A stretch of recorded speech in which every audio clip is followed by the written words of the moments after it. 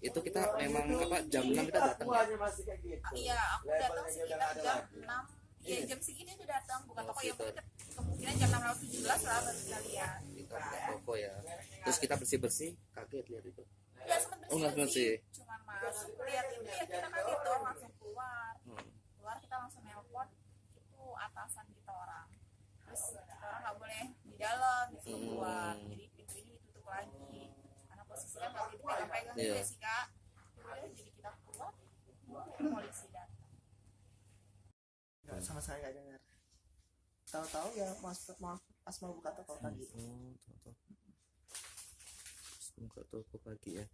Ada kan sempat bukain buat teman-teman nih berapa orang yang masuk? Yang masuk pagi? Iya. 2 orang. 2 orang, jadi 3 tadi masuk ya. Buka. Begitu saya keluar dari pintu, melihat ATM gitu langsung saya bukain pintu, udah langsung info ke Babin Kaptennya. Oh begitu buka itu ya, buka pintu ternyata lihat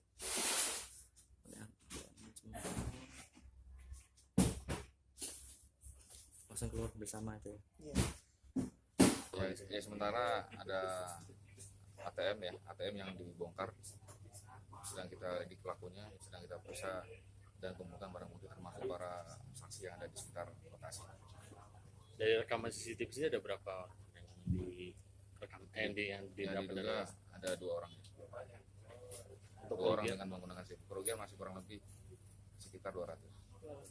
Ya. Lewat mana ya? Belakang nih, lewat kamar mandi. Memang kamar mandi posisi lagi merapuh.